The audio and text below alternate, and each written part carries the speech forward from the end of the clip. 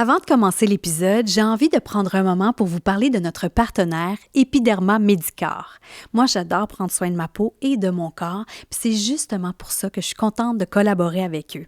C'est un réseau d'ici qui existe depuis plus de 25 ans. Ils offrent des soins médico-esthétiques et médico-personnalisés. Il y a 21 cliniques Epiderma et 9 cliniques Medicar à travers le Québec. Donc, disons qu'il y a des très bonnes chances qu'il y en ait une près de chez vous.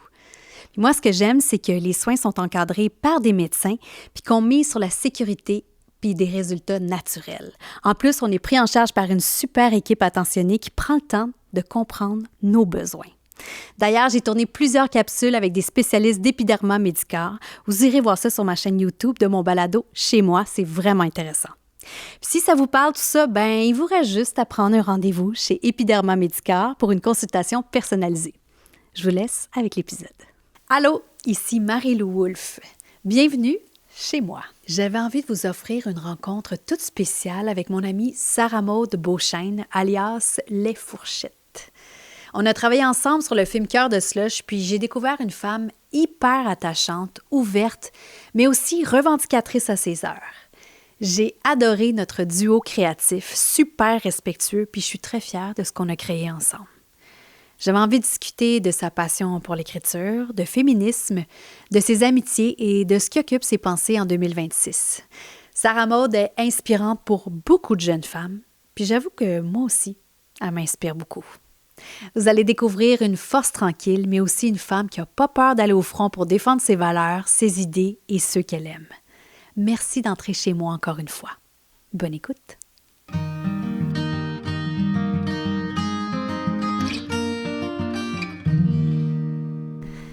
Sarah-Maude Beauchesne, bienvenue chez moi. Salut, merci. Je suis contente que tu sois là. Moi aussi, vraiment beaucoup. C'est la deuxième fois que tu viens chez moi? Oui. On avait fait une petite lecture dans le temps avec nos comédiennes pour Cœur de Slush. Oui, c'était un moment spécial, ça. C'est vrai, vraiment. C'est vrai. Là, tu as fait beaucoup de route pour venir me voir? Un beau petit 2 heures. Oui, parce que tu habites les cantons de l'Est. T'es fine, les cantons de l'Est maintenant. Oui. Pour débuter, on a un partenaire qui s'appelle Tréma, qui est Café Tréma. Est-ce que je t'offre un petit café glacé? Avec grand plaisir. Oui, OK, je reviens. Même s'il fait moins 16. Santé, ma belle amie. Yay! Yes. Je l'échappe sur ton beau divan blanc. Ça serait super. Ça serait plate. Sarah-Maude, nous, notre amitié a commencé plus par un lien professionnel. Mm-hmm. C'est en quelle année? 2000... Non, c'est plus l'année, hein?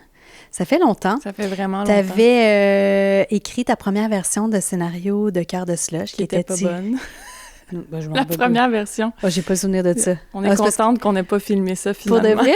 Oui. J'ai pas ce souvenir-là. Toi, peut-être parce que c'est toi qui avais reçu tous les commentaires de divers analystes. Oui. Peut-être que tu étais resté plus marqué. Moi, j'avais gardé un beau souvenir de... J'avais pleuré. Oh. Tout va bien maintenant. Mais c'était ta première fois où tu déposais un film, dans le fond. J'avais aucune expérience, là. Mais là, on est ailleurs. Là. On est ailleurs. Puis à ce moment-là, une fois que tu avais écrit ta première version de scénario, tu devais trouver un réalisateur ou une réalisatrice. Puis, c'est moi. Mais en fait, c'est que on a le même agent, puis il nous a fait rencontrer. Ouais. Puis, je sais pas comment ça. On n'a jamais parlé. Pourquoi tu m'as choisi moi à cette époque-là? Parce que pour plein de raisons. Moi, j'étais jeune, là, ça fait à peu près 10 ans là, qu'on a signé l'adaptation avec Crystal Film. Puis il y a 10 ans, j'étais au tout début de ma carrière, puis je connaissais pas de réalisatrice. Puis moi, mon critère numéro 1 pour réaliser mon film sur ma vie, sur mon livre, c'est que ce soit une femme. Mm. Puis, il y a tout à ton honneur, d'ailleurs. C'était très important pour moi. Puis, c'était ancré dans juste un désir de travailler en collaboration, travailler avec quelqu'un qui allait comprendre la réalité d'une adolescente. Puis, fait que c'était comme non négociable pour moi. Mais il y a 10 ans, il y avait moins de réalisatrices, premièrement. Ouais, c'est vrai. C'est fou comment ça a explosé depuis, hein? Vraiment, à mon plus grand bonheur. Oui. Puis, en plus, moi, je connaissais pas beaucoup de monde dans le milieu, point. Donc, encore moins des femmes à la réalisation. Puis, Maxime Vanas, notre agent, m'a dit comme, Marie-Lou. Puis là, j'ai fait comme, Les pieds dans le vide, c'était vraiment bon. Tes films, c'est mon premier film! Oui, puis on dirait que ça j'avais comme la certitude que c'était un bon choix parce que toutes ces deux choses-là se mettaient ensemble. T'étais une femme, puis en plus, j'avais tellement aimé ton premier film. Fait qu'on dirait que pour moi, c'était comme... Mais on se connaissait pas du tout. Ben non, on se connaissait pas du tout.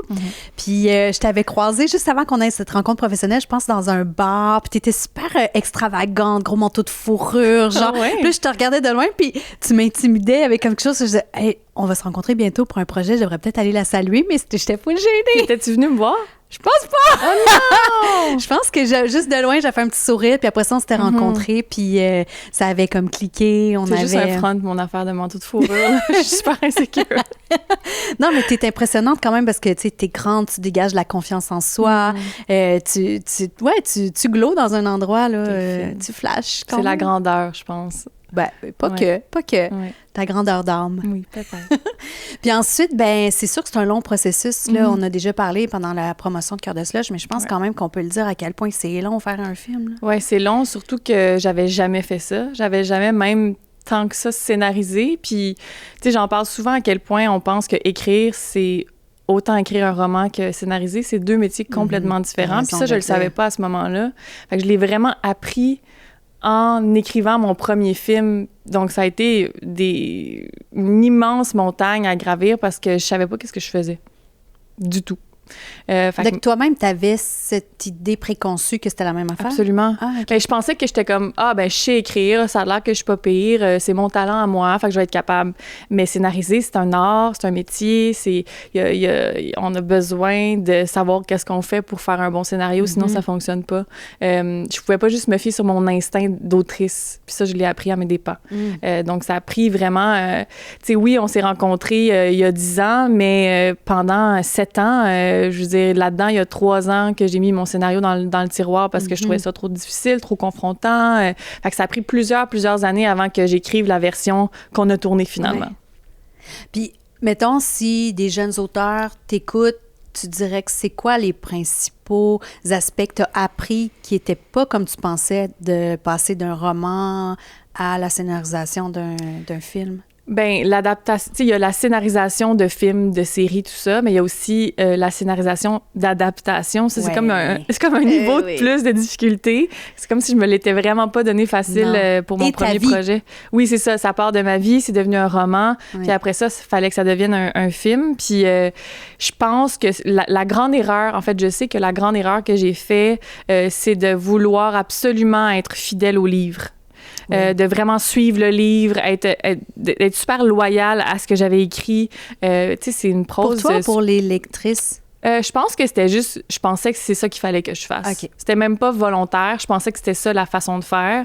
Je voulais absolument comme transformer le livre en scénario, mais de suivre vraiment qu'est-ce que j'avais établi dans le livre. Puis finalement, ça m'a pris plusieurs années à comprendre que ça me servait pas du tout. Puis il fallait... Tu sais, c'est comme s'il avait fallu que j'oublie qu'est-ce que j'avais écrit dans le livre pour écrire le film.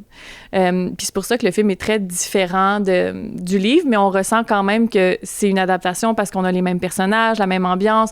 Il y a une certaine poésie qu'on retrouve dans le livre qui est dans le film. Puis ça, c'est aussi beaucoup grâce à toi. Fait que il fallait vraiment que j'oublie que c'était un livre. Puis que juste que je me rappelle comment je me sentais dans ce temps-là, puis c'était quoi cet été-là, puis c'était quoi les grands piliers de mon été émotif. Puis là, c'est là que j'ai vraiment pu écrire le film qu'on a tourné, puis ça a été vraiment d'ajouter des choses qui sont pas du tout dans le livre, comme, c'est un exemple concret, là, mais dans le livre, mon personnage de Billy est très proche de sa sœur Annette, il y a aucun conflit, il n'y a pas de triangle amoureux, il n'y a pas de jalousie, c'est une relation très, très, très joyeuse, complice, mais dans le film, ben c'est ça le film, c'est un triangle amoureux avec la sœur, donc ça a été un choix que j'ai fait vraiment dernière minute, mais ensuite, tout a déboulé. Le film a pris forme après avoir assumé de faire ce choix-là. Et tu regrettes pas? Pas du tout. Mais c'est même chouette, en fait, qu'il y ait comme 2 œuvres qui sont similaires en parallèle. Ouais. T'es contente du résultat? Tellement. Fiou! Mais oui, je le dis tellement souvent. Ça aurait pu tellement être... une peine d'amour, là, ce projet-là. Oui, tellement, t'as raison. Ça doit être difficile, ça, d'ailleurs, hein, pour les scénaristes. Et là, encore plus que c'est ton histoire, encore plus que ça part d'un roman. Le deuil doit être assez dur que ça soit pas comme dans ta tête. Ah, puis juste le deuil de travailler tellement fort pour écrire, pour ensuite ne plus avoir aucun contrôle. Tu sais, moi, c'est ça que j'essaie de changer aussi. En fait, c'est mon choix personnel en tant que scénariste d'essayer d'adapter mon rôle aussi. Puis c'est pour ça que j'ai aimé ça travailler avec toi, puis j'aime ça travailler avec des réalisatrices. C'est que à chaque fois, on a cette discussion-là de comme, hey, on peut-tu avoir des discussions même après que mon scénario soit terminé? Je peux-tu discuter avec toi de qui on voit dans le casting, de comment on voit ça? Tu sais, puis après ça, moi, ce que j'aime, c'est que ça devienne une collaboration. Après ça, je suis pas réalisatrice, je le suis pas, puis je serais pas si bonne que ça. Fait que c'est pour ça que je le fais pas. Puis j'admire vraiment le métier de réalisatrice, puis j'ai beaucoup de respect pour ça. Donc, après ça, je vais jamais... En fait, tu me diras si... mais je pense pas que je suis accaparante. Hey, j'ai jamais senti que tu as franchi une ligne. Je me suis jamais sentie... je sais pas, jugée, menacée ou whatever. Au contraire, j'ai senti ça comme très enrichissant d'être main dans la main. Oui, vraiment. C'est comme si nos deux cerveaux, c'est bien mieux que juste un. 100%. Puis après ça, ton cerveau de réalisatrice sert à quelque chose de super concret. Puis moi, après ça, mon cerveau de scénariste, ben il bonifie, mais... Et t'es très ouverte, faut le dire. Je pense que c'est parce que je te fais confiance, puis je fais confiance aux réalisatrices, puis c'est pas mon métier être réalisatrice, fait qu'il y a bien des choses que je connais pas. Mais t'étais même ouverte à de la réécriture, mettons, tu sais, il y a des petites idées que j'ai eues visuelles, de petites scènes, mettons, puis je t'ai proposé, puis t'as tout de suite embarqué, puis tu l'as rajouté au scénario, tu sais, donc non, je t'ai trouvée vraiment très ouverte pendant tout le processus. Ben, on dirait que ça me nuirait si j'étais pas ouverte. Ils sont pas toutes comme toi. Non, quand même. Puis, tu sais, là, on parle que ça a été long à faire, mais là, on a parlé de la première fois où ton scénario n'a pas été accepté. Là, il y a plusieurs années qui sont passées. Leur déposer une deuxième fois, on n'a pas eu les sous encore. Là, est-ce que ça a été aussi dur, la marche, la déception? C'est comme si, à ce stade-là, je me disais, ça se passera jamais. Ouais. Fait qu'on dirait que le coup était moins dur parce que j'avais plus la naïveté de comme je vais faire un film un jour. C'était plus comme ben non, il se fera pas ce film-là. C'était comme T'avais plus confiance. Ben ouais, j'étais moins naïve, c'est ça. J'étais plus lucide peut-être, même presque dans le négatif. Là. Ah oui, je comprends. Fait qu'on dirait tu voulais pas être déçue. Mais c'est une façon de me protéger oui, aussi. C'est sûr. Évidemment que moi, j'y croyais au projet, mais on dirait que je sentais que j'avais pas... les outils ou le pouvoir pour le faire arriver. Fait qu'on dirait que j'étais moins impliquée émotivement parce que je me disais, bon, tu sais... Puis là, on a eu un deuxième nom. Ouais. Puis après ça, tu as retravaillé. Puis là, ça a pogné vraiment la version qu'on a tournée, là, qui a été acceptée aux institutions, c'est la version que j'ai écrite en 48 heures. Là. Incroyable. Ouais. Hein? Oui, mais tu avais, tu sais, il faut dire, tu avais toute la base, les personnages, tes maîtrises, l'univers, tu sais, donc mais c'est pas d'inventer complètement. Là, non, mais tu sais, comme l'espèce de structure du film là, qu'on a vu au cinéma, c'est vraiment sorti. Mais c'est parce que j'étais riche de l'expérience que j'avais emmagasinée dans les années que j'avais. Sur d'autres projets, tu veux dire? Oui, c'est ça. Oui. De scénarisation, de rendre ça plus dramatique, des tournures. Oui, juste les outils de base de scénarisation, les réflexes de base de la scénarisation que j'avais pas du tout, là. Parce que toi, dans le fond, tu as appris sur le tas. Oui. C'est ça? J'ai appris sur l'émission Le Chalet. Ah oui? En l'écrivant. Ah ouais, hein? Oui, vraiment. Une belle école? Oui. Vraiment, avec l'équipe de Passego, qui est une boîte de production qui était super jeune dans le temps. Tu sais, ils commençaient pas, mais c'était pas des... Tu sais, c'était pas des sphères ou des Etios ou c'était des nouveaux dans la gang, là, ouais. Fait qu'ils m'ont donné une chance, puis j'ai tout appris sur le tas, puis ça a été... J'étais pas bonne au début, là. J'étais vraiment pas bonne, même si je suis une première de classe, même si j'étais habituée de réussir parce que je travaille fort. Là, j'avais beau travailler fort. C'est dur. Ouais. Ah non, je pense que c'est dans tous nos métiers. Là, quand on commence, quand je regarde mes premiers courts-métrages, c'est pas très bon. Là. Mais en même temps, elle fera pas carrière, elle. Mais tu sais, il faut se faire confiance, il faut apprendre. Il faut aussi être humble, je pense. Ouais. Moi, c'est ça qui me manquait beaucoup. Tu sais, c'est beau la confiance quand tu commences quelque chose dans la vingtaine. T'es comme, je me suis fait dire que j'étais bonne 12 fois, fait que je dois être bonne, tu sais. Puis, fait que je pense que je suis arrivée dans la scénarisation avec cette confiance-là. Puis finalement, il fallait juste que j'insuffle un peu d'humilité de comme, non, il y a vraiment des choses que tu ne connais pas et que tu as besoin de connaître. Tu peux pas juste pondre une version d'un épisode du Chalet... juste parce que tu as eu un bon flash une soirée. Tu sais, c'est pas ça, là. C'est un travail, il y a des règles à suivre. Fait que je pense que le fait d'insuffler de l'humilité dans mon processus... Mais comment on fait ça? Se faire dire que c'est pas bon, puis de recommencer. OK. Tu sais, par les critiques. oui, des critiques constructives, un accompagnement à la script édition, des productrices patientes, mais c'est aussi des... Qui ont confiance en toi, ton talent. Qui sont capables de me dire « recommence ». Oui. Parce que, je me répète souvent ça, même à 35 ans, là, écrire, c'est réécrire. Ouais. C'est comme ça qui me fait avancer, parce que sinon, c'est trop décourageant. Là. Ah oui, OK. C'est ton moteur. Oui, vraiment. C'est de me dire que c'est ça mon métier, c'est de réécrire. La scénarisation, pas te décourager. Oui, c'est ça. Mais c'est le processus à emprunter pour que ça fasse de la bonne télé ou du bon cinéma, je pense. Tu as raison. Il me semble que je t'ai déjà entendu dire par rapport même aux amitiés que tu aimais quand même t'entourer d'amitiés qui ont les mêmes valeurs que toi. Oui, mais on a les mêmes valeurs, toi puis moi, dans le sens que, tu sais, c'est mais pas à ce moment-là, tu pensais pas. Ben, je te connaissais pas. Oui, non, c'est ça. Je savais pas t'étais qui. Fait que c'est ça qu'on... Tu sais, puis c'est fou, parce qu'après ça, on voit notre évolution d'amitié, puis on a tellement de plaisir ensemble. C'est vrai. On est tellement niaiseuses ensemble. J'ai peur que tu renverses ton café. Non. OK. Dans tout le processus super émotif de faire un film, de le financer à bout de bras, de le monter, de l'imaginer, de le tourner dans des conditions assez difficiles, tu sais, pour plein de raisons. On n'a jamais eu de désaccord, de frustration. J'ai jamais été déçue. Raison.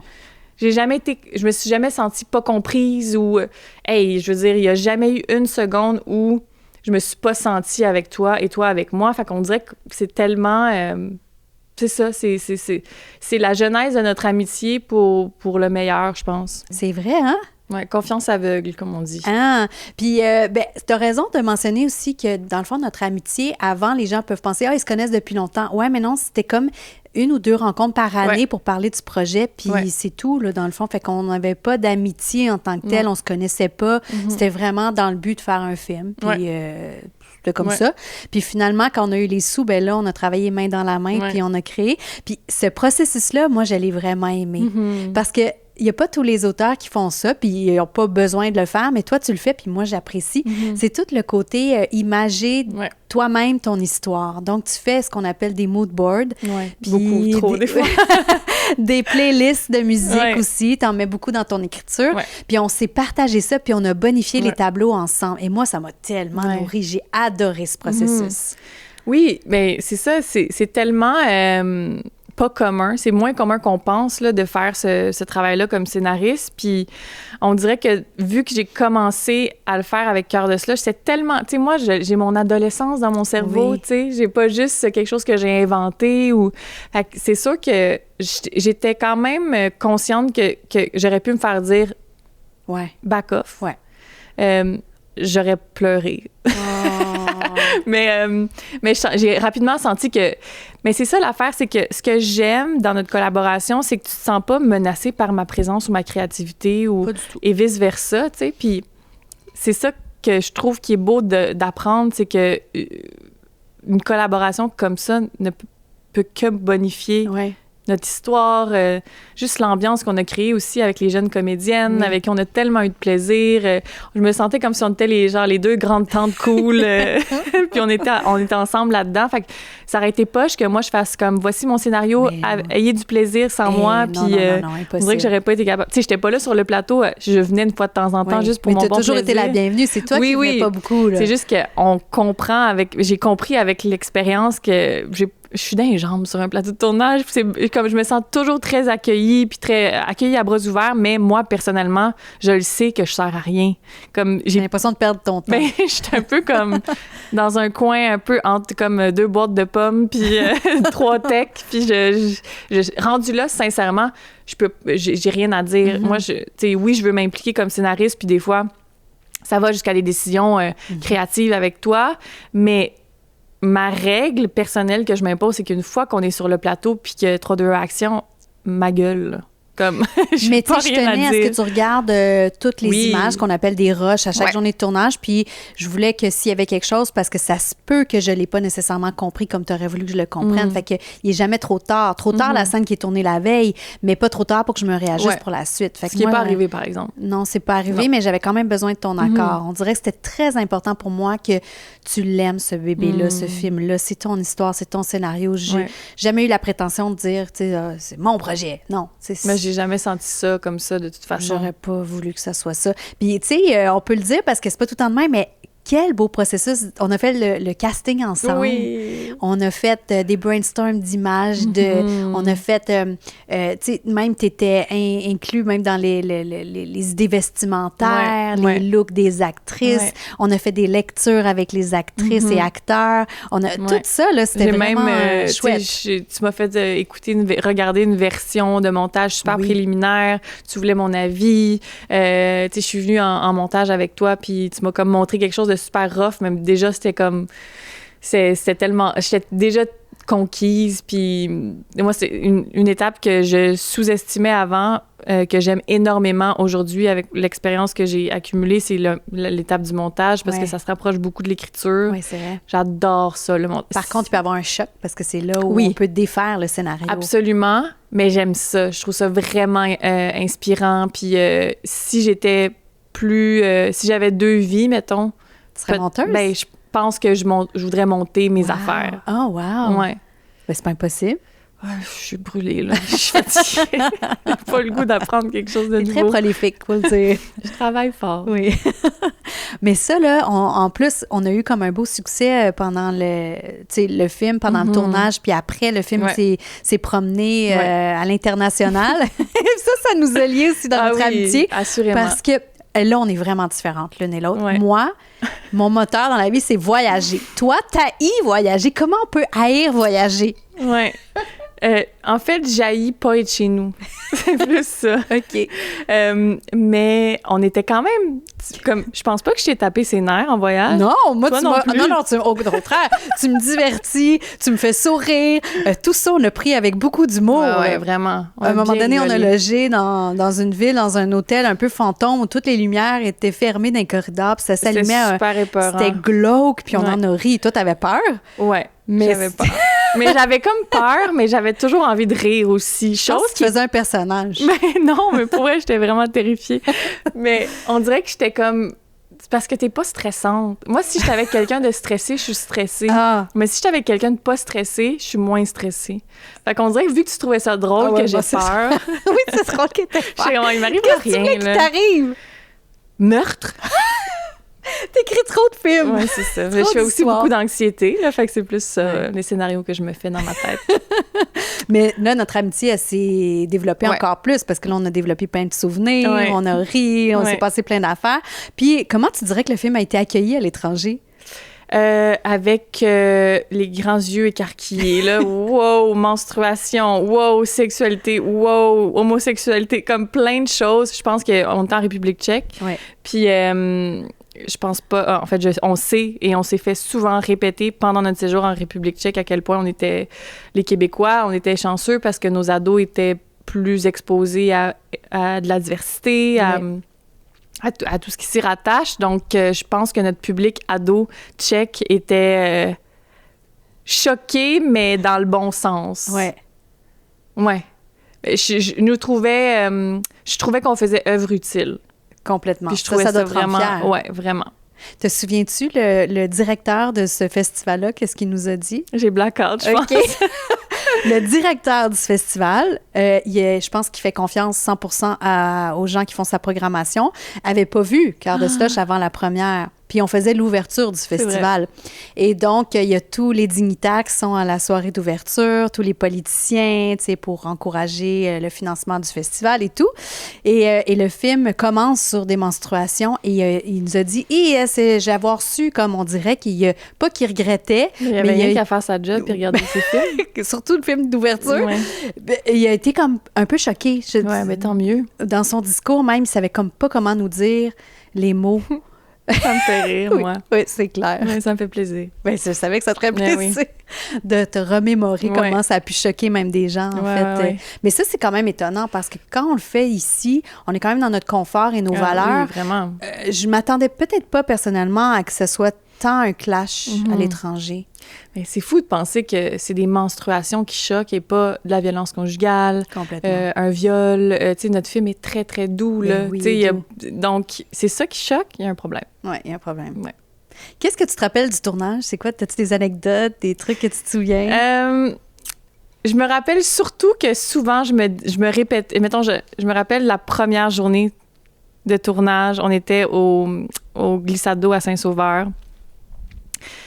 Puis je suis arrivée, puis j'ai vu la pancarte classique jaune qui dit « Tournage, base avec la flèche ». Puis je me suis dit « Oh mon Dieu, je suis tellement chanceuse. » Genre, il y a pas beaucoup de monde dans leur vie qui vont vivre ce genre d'expérience-là. D'avoir vécu une adolescence bien normale, d'avoir été super drama queen, puis d'avoir écrit un livre dessus, puis finalement de faire un film là-dessus, de revivre mon adolescence. Je suis une personne tellement nostalgique. C'est comme le plus beau cadeau qu'on peut me faire, de revivre mon adolescence en faisant un film. Puis, fait que j'ai comme... À plusieurs reprises pendant le tournage, je m'arrêtais, je regardais, puis je me disais, faut que je déguste. Ma mère me dit tout le temps, déguste, Sarah Maud. Oh. Puis là, je me suis dit, faut que je fasse ce que ma mère me dit. Je vais déguster, puis c'était juste comme un... C'est ça, je le vois comme un cadeau immense de pouvoir combler ce besoin de nostalgie-là dans ma vie. Puis c'est aussi un besoin... Tu sais, je suis une femme très romantique, donc c'était un gros privilège. Je me rappelle d'être tout le temps stressée, mais stressée parce que faire un film, c'est stressant.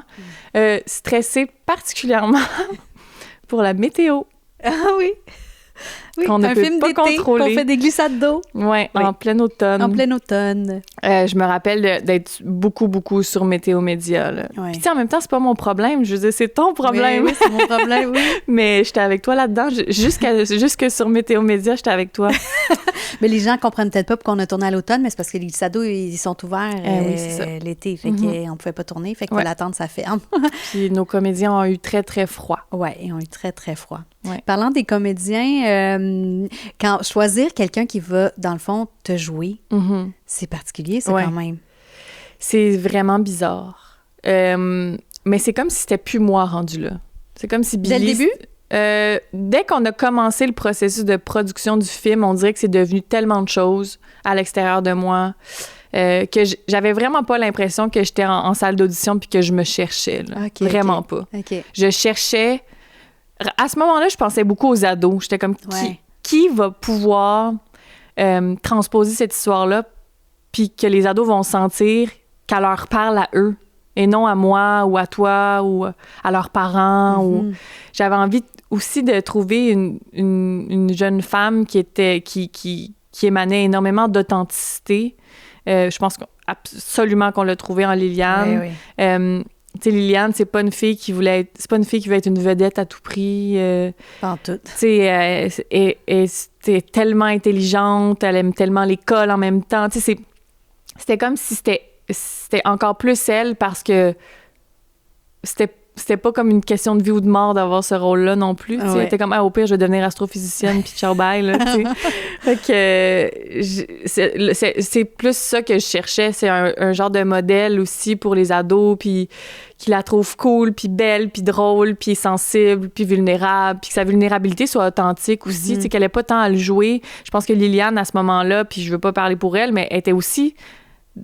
Là-dedans. Au début de la fin de son adolescence, fait que il y avait quelque chose de très vrai dans comment elle se présentait. C'est vrai. Te rappelles-tu même sa première audition, ce qui était au deuxième dépôt qu'on a fait le film? Elle était venue, elle était encore plus jeune. Ouais. Puis on l'avait aimée déjà en voyant en elle une Billy potentielle. On n'a pas eu l'argent. Donc, 1 an plus tard, je pense qu'elle est revenue auditionner, puis on avait beaucoup d'espoir en elle. Ouais. Et déjà, elle avait changé en 1 an. Oui, à cet âge-là, tu grandis tellement, puis l'expérience de vie paraît dans ta face puis dans ton corps. Puis ce que j'ai trouvé vraiment magique, par exemple, c'est qu'on l'a casté, on l'a choisi. Elle est devenue Billy. Puis pour plein de raisons, à l'extérieur de moi, tu sais, elle me ressemble pas physiquement tant que ça. Quand même un peu. Mais je pense qu'elle est devenue... Oui.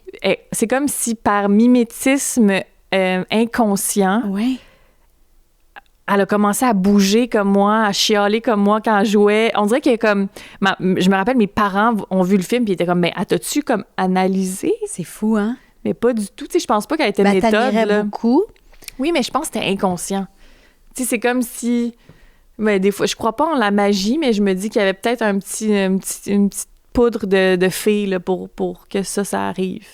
Ben, puis c'est même pas du tout la même Lily que quand on l'a vue la première audition. Elle était même nerd, des grosses lunettes, toute gênée, timide, puis elle s'est émancipée, puis elle est devenue la Lily aujourd'hui, magnifique, qui glow, qui a gardé ses cheveux roux. Oui, puis c'est ça, Billy, tu sais, ce personnage-là, c'est moi aussi, mais c'est classique jeune fille un peu trop grande dans ses shorts qui comprend pas comment son corps fonctionne, comment son cœur fonctionne. Puis je pense que Liliane, elle a compris ça vite parce qu'elle vivait à sa manière aussi en même temps. Tellement. C'est quoi tes scènes préférées? Tu me l'as jamais dit. Mes scènes préférées, tout ce qui est les scènes avec François Letourneau, c'est sûr que c'est très émotif pour moi. Je vois beaucoup mon père. C'est vrai, ils se ressemblent en plus. Oui. Puis j'ai trouvé François très généreux d'avoir accepté de faire ce rôle-là d'un papa qui est un beau modèle de papa. Je trouve que ça, c'est une belle fierté que j'ai par rapport au film. Toutes les séquences de char. Ah oui? Les vaches, les cheveux dans le vent, la voiture, tous les choix esthétiques que tu as fait par rapport à ces moments-là. Puis les moments cœur de slush, comme on appelle, là, tous les moments oniriques. Sous l'eau, principalement?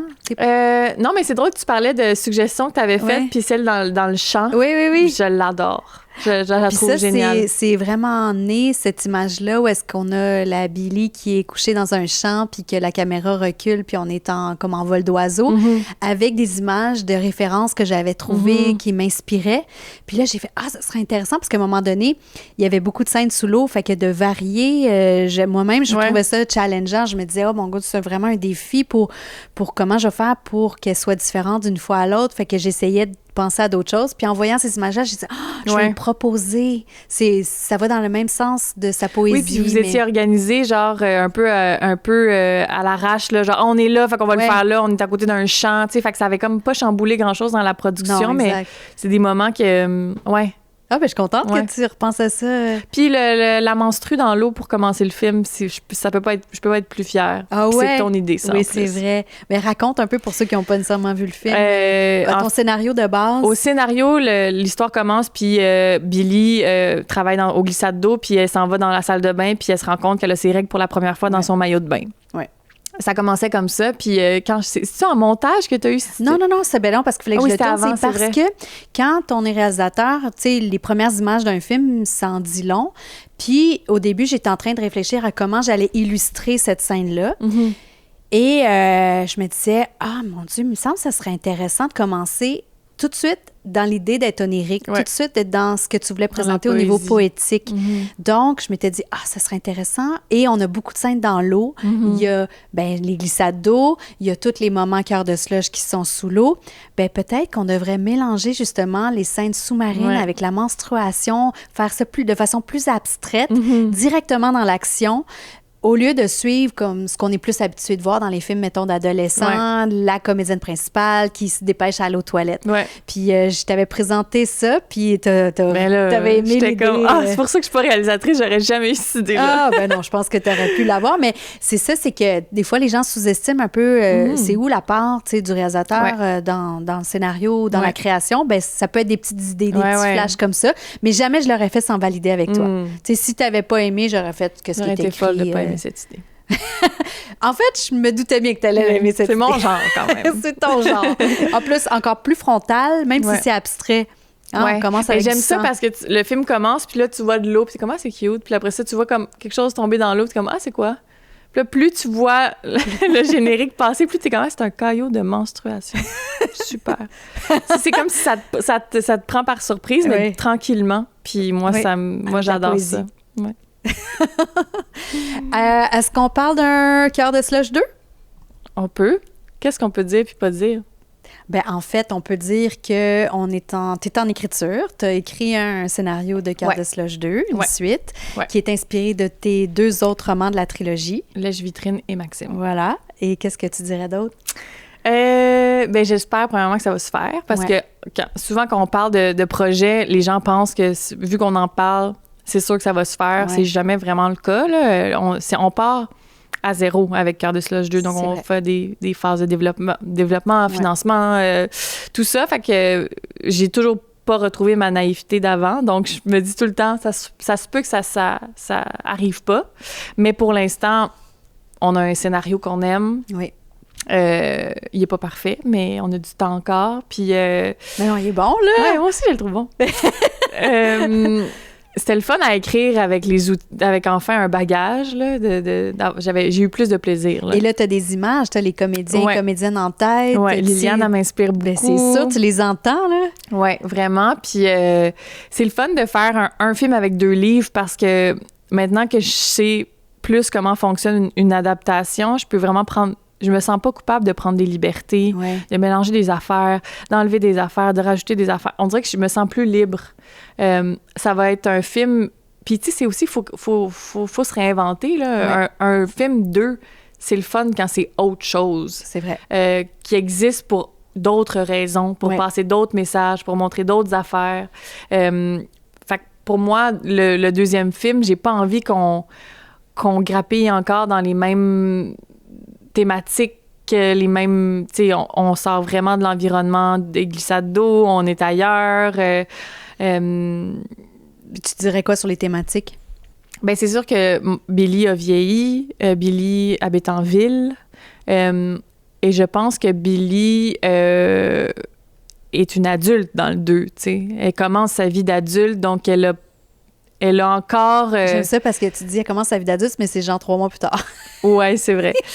T'as raison. Oui, je comprends. Dans la vraie vie, mais en fait, il se passe quelque chose au début du film qui la fait grandir vite. Oui. C'est ça. Je pense que c'est une thématique d'émancipation intime, d'exploration sensuelle, l'exploration du désir, la réappropriation du désir aussi. Tu sais, dans le premier film, on voyait Billy vivait sa vie à travers le regard d'un gars. Dans le deuxième film, j'ai envie qu'elle voit la vie à travers son propre regard, même s'il y a des gars dans l'histoire. Plein de gars. Plein de gars.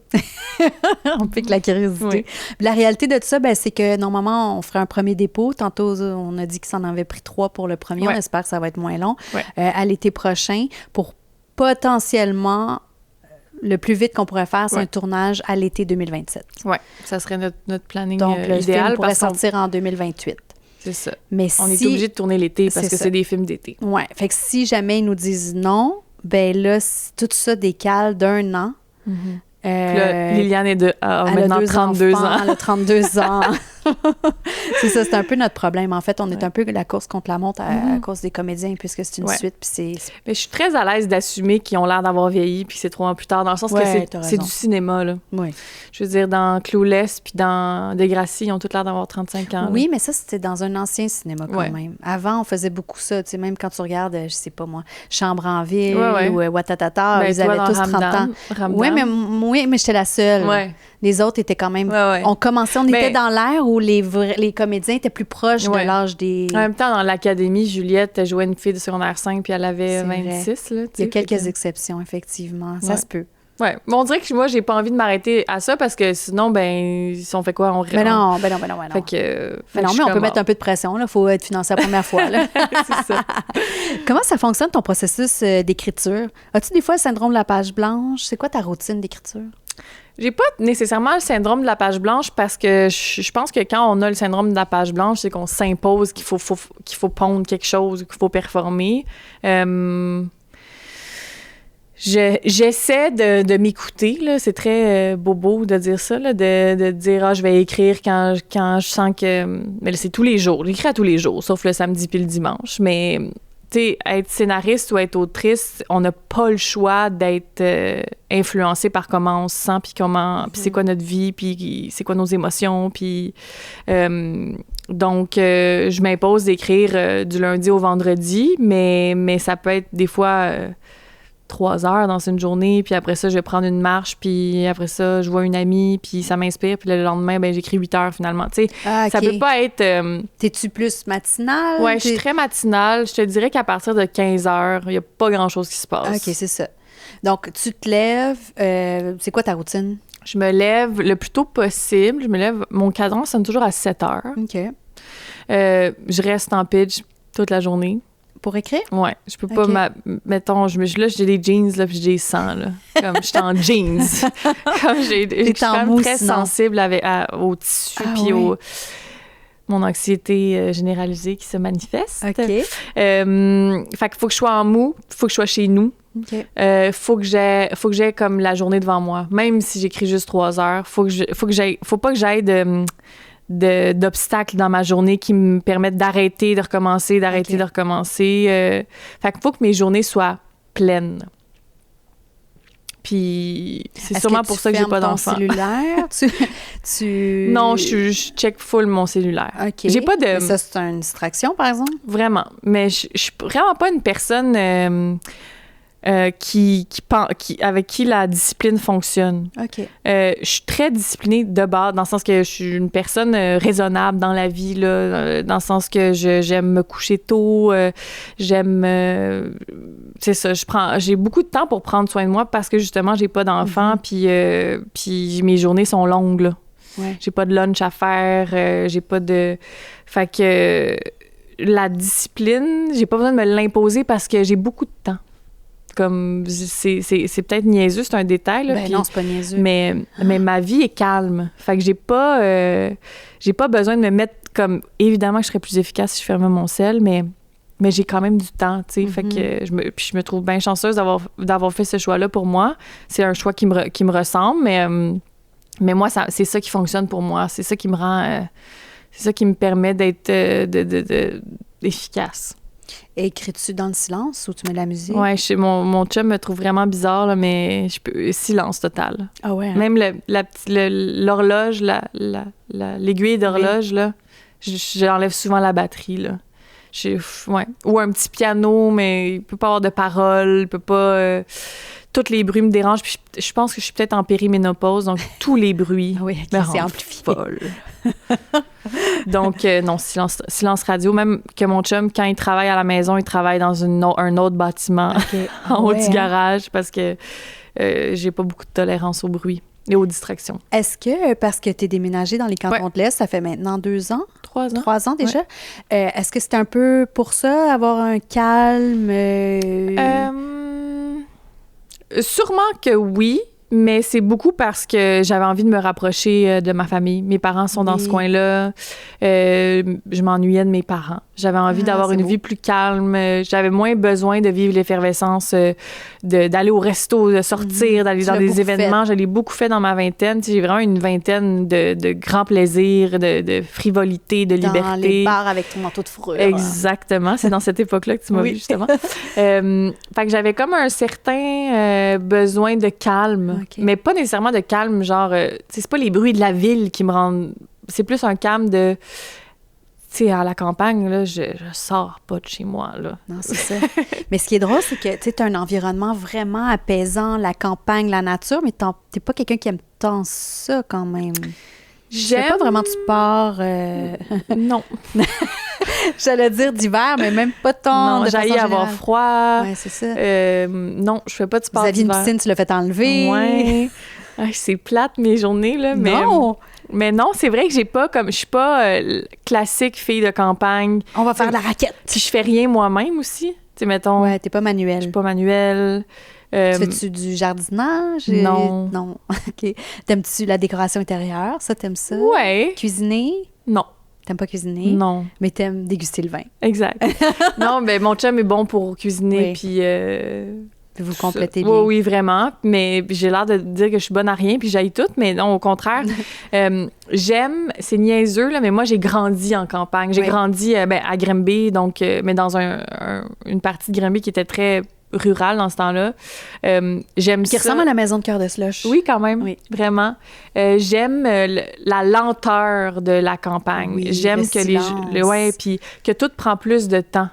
À Montréal, tu vas aller prendre une marche, tu fais un tour de bloc, tu reviens chez vous. À Knowlton, tu pars tu traverses des champs, puis juste d'aller, mettons, faire l'épicerie, c'est de prendre sa voiture, c'est de faire un peu de route, c'est comme tout c'est moins go, puis c'est ça, la lenteur de mes journées me rend très heureuse.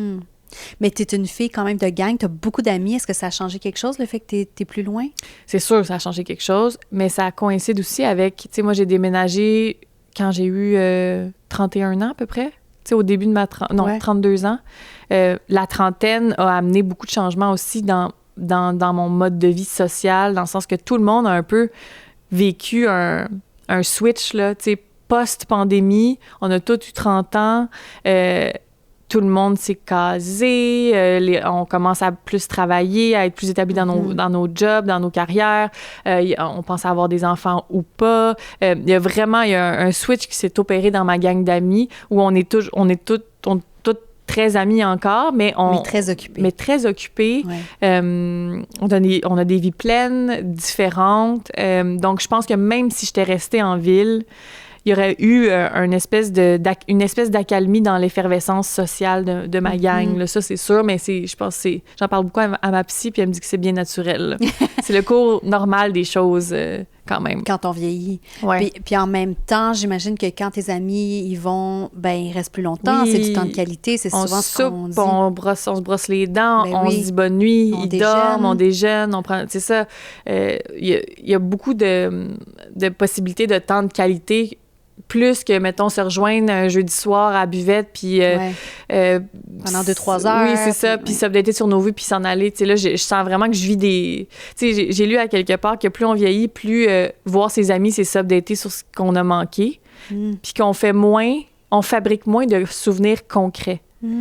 Puis on dirait que c'est ça qui guide un peu, je me dis, c'est ça qui m'apaise. Je me dis, je vois peut-être moins mes amis au quotidien, mais quand je les vois, je me fais une mission de créer un nouveau souvenir. Wow! Ouais. Avec c'est du temps de qualité. Oui, c'est ça. Puis tu sais, je pense que, tu sais, mes amis, ma meilleure amie d'enfance a eu un bébé. Ce qui est le fun, c'est qu'ils ont été super game de dès qu'il est né. Ils sont arrivés à nos tunes avec le parc. Ils ont passé 48 heures, même si c'est un bébé naissant. Tu sais, comme là, le bébé, il est habitué chez moi. Tu sais, comme on instaure une routine aussi qu'on peut s'adapter, puis on peut passer plus de temps ensemble, même si les choses changent. Fait que je me rassure en me disant on se voit moins, parce qu'avant, c'était des 3 soupers par semaine chez moi. Puis tandis que là, c'est plus on se voit moins, mais au moins, on se crée des choses à se raconter, puis parce que l'amitié, pour toi, c'est vraiment, vraiment important. Oui, vraiment. Et surtout l'amitié féminine. Oui. As-tu des amis gars? J'en ai. Mais pas... Mais ma priorité, c'est mes amis de filles. Puis pourquoi, donc? J'adore les femmes. Je trouve qu'on est tellement nice. C'est beau. Oui. Puis, tu sais, c'est pas une affaire de... Je suis mariée à un homme, là. Oui. Ça va, là. Je les aime, les hommes, là. Tu sais, il n'y a pas de problème, là. C'est pas un scandale que j'aime... C'est pas ça... Je les aime. Oui. Tu sens-tu le besoin de préciser ça? Ben oui, parce que je pense que... Mais t'as déjà dit aussi que t'étais queer? Je suis comme... je suis plus... Tu sais, je sais plus. Je sais plus qu'est-ce que je dis. Abat les étiquettes. Ouais, c'est ça. Comme là, je suis mariée à un homme, mais je pense que si j'étais pas mariée à un homme, mon éventail puis mes portes seraient toutes ouvertes. Ouais, c'est plus comprends. ça. C'est comme ça que je vois ma vie. Ouais. Mais je me sens comme ça, je pense, vraiment, sincèrement. Mais ton mari, Nicolas, ça fait quand même longtemps que vous êtes ensemble. Ouais, ça va faire 6 ans. Tu sais. Ouais, c'est vraiment le fun. Puis... oui, c'est super important pour moi, ma relation amoureuse, mais je le mets sur le même pied d'égalité que mes amis. Pas lui, je le mets pas lui, mais je mets comme le couple et l'amitié féminine, pour moi, ça c'est très important. Puis lui, il prend ça comment? Très bien. Il a toujours été habitué comme ça, en te connaissant. C'est un gars qui a confiance en lui, qui a confiance en nous. Il se sentirait jamais... Je pense qu'il pense que c'est une richesse que je pense comme ça, parce que ça fait que c'est pas mon seul support émotif. J'ai tellement de personnes à qui ventiler quand ça va pas bien ou quand ça va bien. Ou... Je pense que ça bonifie notre relation amoureuse, que j'ai ces remparts-là, puis qu'on existe à l'extérieur de notre couple. C'est super important aussi, là. Puis vous êtes beaux ensemble. Vous faites même de la création ensemble. Oui. Vous faites Belle Fleur ensemble. Parle-moi un peu de ce projet-là. Bien, Belle Fleur, on a décidé de faire ça. Mon chum n'est pas scénariste à la base. Il est producteur en télé, mais du côté de la non-fiction. Puis pendant la pandémie, on regardait la télé, on écoutait la radio, puis on était un petit peu découragés de constater que les modèles masculins étaient un petit peu poussiéreux. J'aime le dire. On trouvait qu'il n'y avait pas beaucoup de modèles inspirants, modernes, qui donnent espoir. Puis on s'est dit, on va écrire une série avec des modèles masculins qui nous inspirent, nous autres. Puis c'est comme ça que Belle Fleur est née. C'est très beau. Ouais, J'adore. puis on l'écrit ensemble. On a bien du fun. Oui? Comment ça fonctionne à 4 mains? Je prends le lead, là, c'est sûr. Moi, je sais pas mon premier barbecue au niveau de la scénarisation de série. Fait que moi, je prends le lead.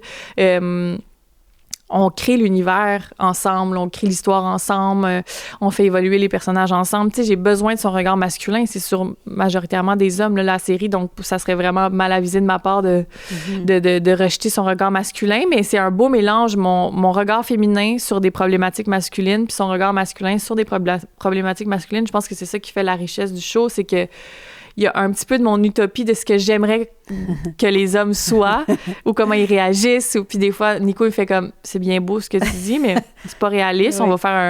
On va comme enlever une bûche. » Tu sais, fait que c'est comme si il me ramenait un peu sur terre, mais ensemble, on est capable de rêver à des réactions, des meilleures réflexes dans la masculinité de ces personnages-là. Fait que je pense que c'est indispensable qu'on soit ensemble là-dedans, dans le projet. Là. Tu reçois des beaux échos, justement, à ce sujet-là. Oui. Encore une fois, je pense que c'est important. Je sais que c'est important pour moi de faire œuvre utile, même si de plus en plus, j'essaie que mon agenda soit pas souligné à gros traits. Ouais. Je pense que quand je faisais du jeunesse, c'était important, puis on le ressentait beaucoup. Mes valeurs, mes messages, les morales que j'avais envie d'insuffler dans mes histoires. Là, à l'âge adulte, puis dans des problématiques d'adulte, j'essaie comme d'utiliser la magie de la fiction, tu sais, puis de m'amuser avec ça, puis... Parce que tu as quand même une grande influence sur toute une génération, tu le sais.